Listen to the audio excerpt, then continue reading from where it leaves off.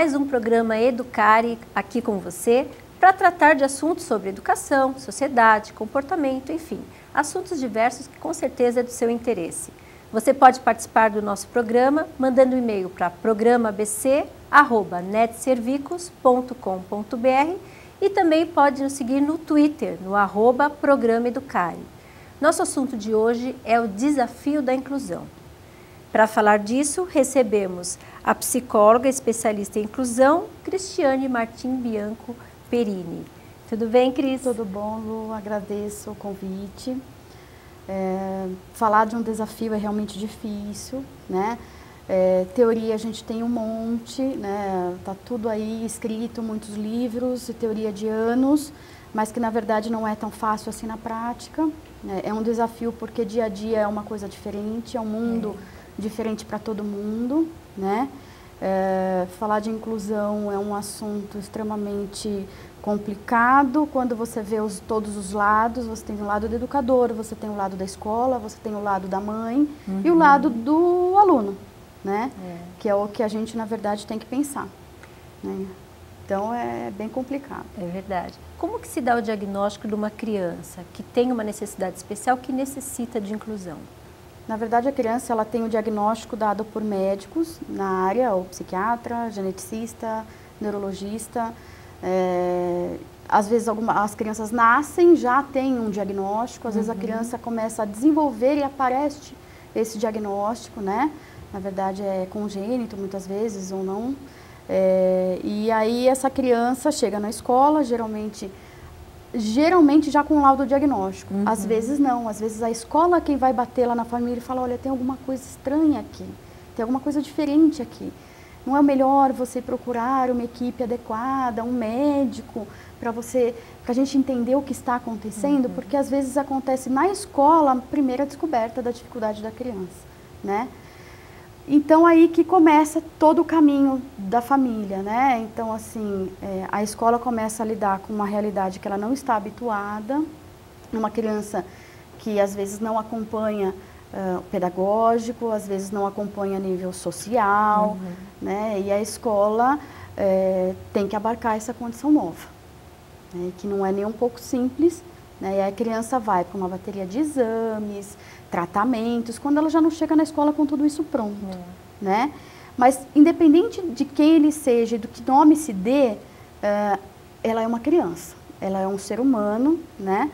E ela é uma pessoa que merece ser acolhida e entendida, porque muitas vezes um comportamento que a gente fala, aquele menino não tem respeito, aquela criança não tem educação, e as coisas não são bem assim, não são tão simples assim, né? Então essa criança ela acaba sofrendo demais com essa condição.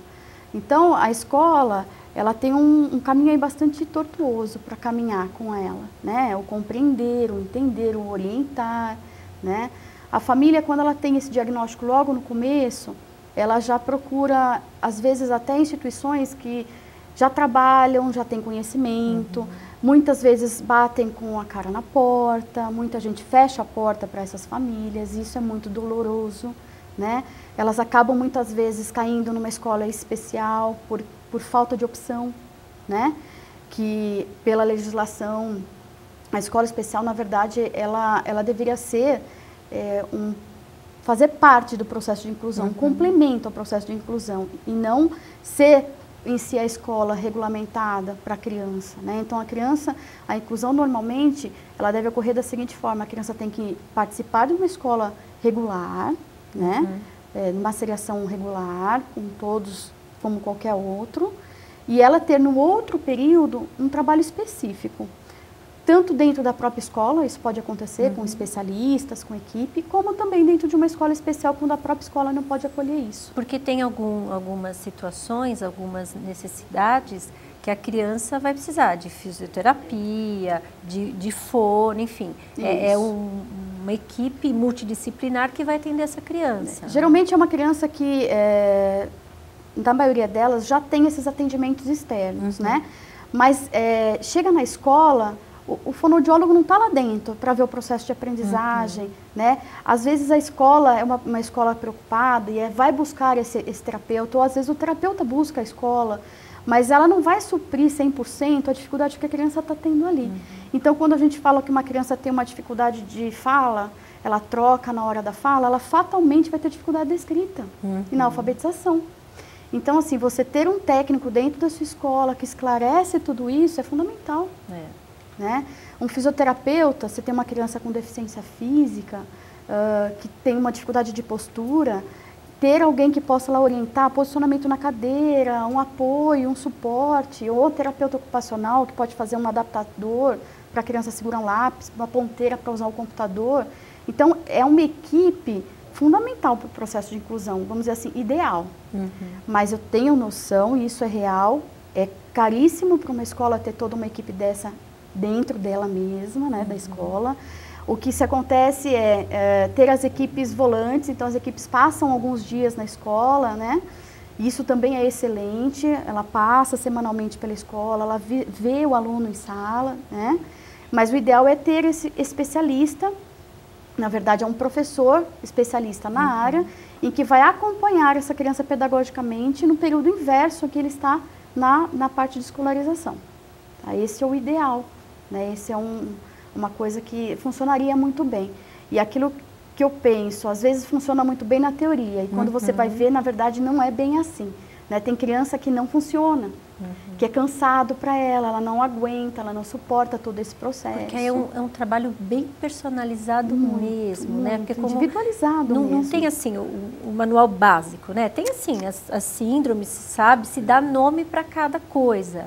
Mas assim, para lidar com o indivíduo, cada um dentro daquela necessidade que ele tem, vai ter um trabalho diferenciado. Cada um é único, né? Na sua necessidade, independente de diagnóstico, de nome, do que ele tenha, né?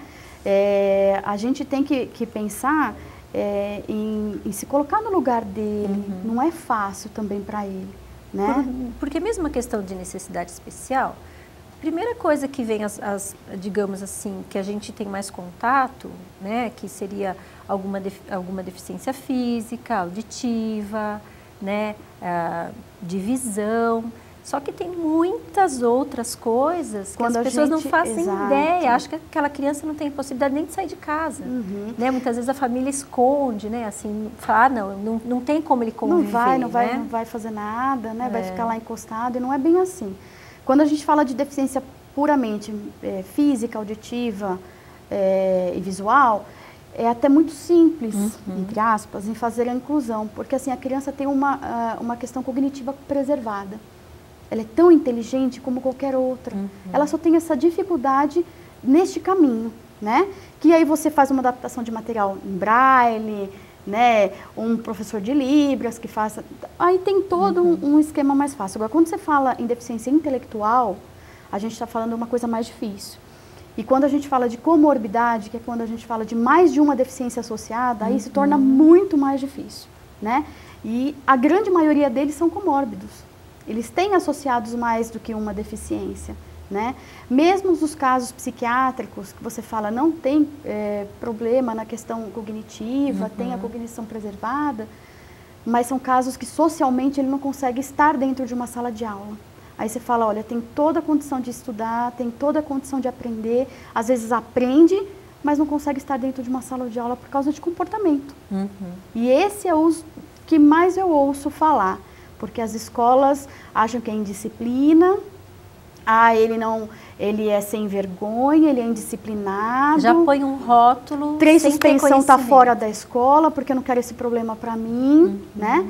E são esses os casos mais difíceis para a inclusão. Esse é que a gente vê que as escolas têm mais dificuldade. O que diz respeito mais à parte comportamental do que à parte cognitiva.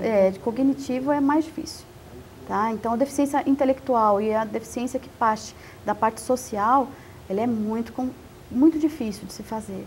Porque você tem que ter alguém bem comprometido com o assunto para poder abarcar, acolher essa criança e falar, não, é um desafio, eu vou chegar lá. Então, a gente tem professores que a gente fala, nossa, que gostoso que é isso, que a pessoa fala, não, é um desafio, eu vou estudar, procura, vai atrás, sabe?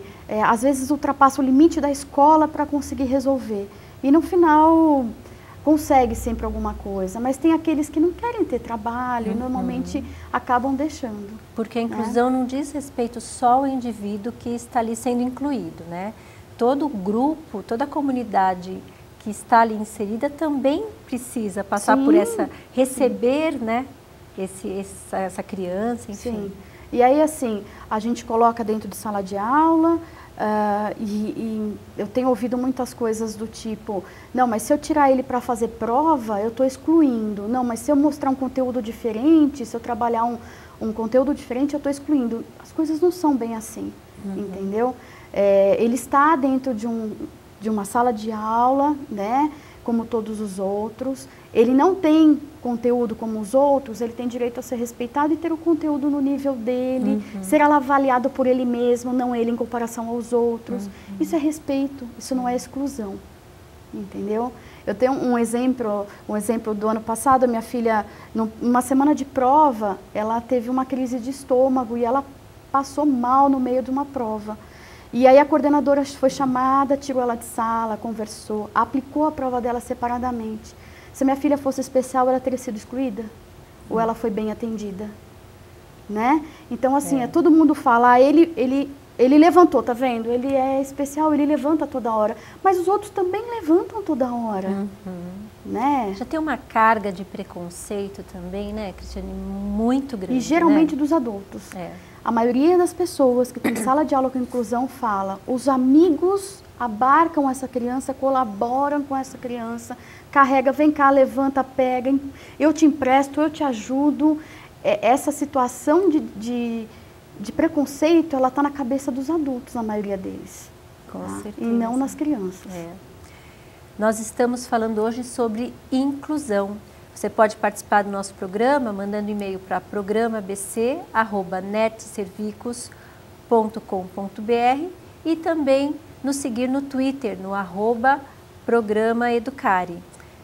Nós vamos para um breve intervalo e voltamos já.